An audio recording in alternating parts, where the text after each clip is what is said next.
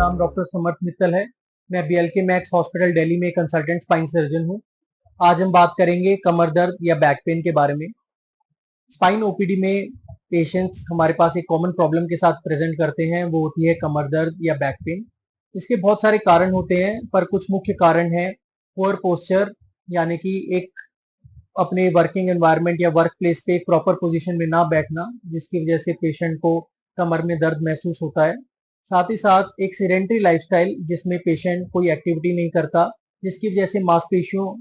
का कमजोर होना टाइम के साथ स्टार्ट हो जाता है, जिसकी वजह से पेशेंट को एक लंबे टाइम के बाद बैक पेन की प्रॉब्लम स्टार्ट हो जाती है।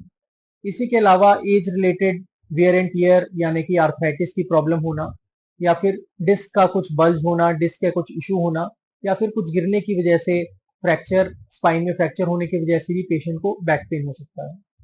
पेशेंट यूजुअली कुछ कॉमन कंप्लेंट के साथ प्रेजेंट करते हैं, जैसे बैक में कुछ पेन होना, सुबह उठने पे अकड़ाहट या स्टिफनेस महसूस करना, और साथ ही साथ कभी कभी पेशेंट का बैक पेन लेग में भी जाने लगता है, जिसे हम शियाटिका जैसी दिक्कत कहते हैं। इसमें हम पेशेंट को कुछ इलाज सबसे पहले रिकमेंड करते हैं, जैसे कि एक प्रॉपर पोस्चर मेंटेन करना, जो कि हम वर्क प्लेस पे कहते हैं एक प्रॉपर अर्गोनॉमिक्स मेंटेन करना, जिसमें हम पेशेंट को कहते हैं एक ऐसी चेयर खरीदें या एक ऐसा बैकरेस्ट खरीदें जिसमें हम अपने नॉर्मल स्पाइन के कर्व्स को मैच कर पाएं।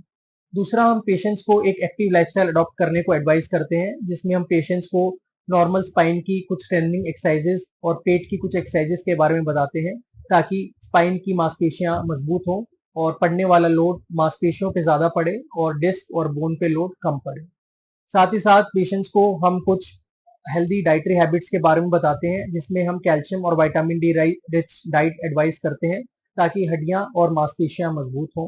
और कुछ फिजिकल थेरेपी, जैसे कि कुछ हॉट पैक्स या आइस पैक्स के पेशेंट को कमर दर्द के रिलीफ के लिए एडवाइस करते हैं।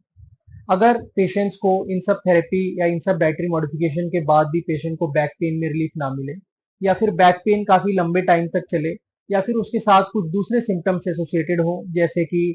वेट लॉस होना, भूख कम लगना, या फिर कुछ न्यूरोलॉजिकल सिम्टम्स आना, जैसे कि पैरों में सुनसुनी होना, पैरों में झंझनाहट होना, या टट्टी पेशाब में कुछ रुकावट महसूस होना, तो हम एडवाइस करते हैं कि पेशेंट्स को अपने नियरेस्ट स्पाइन स्पेशलिस्ट से जाके मिलना चाहिए।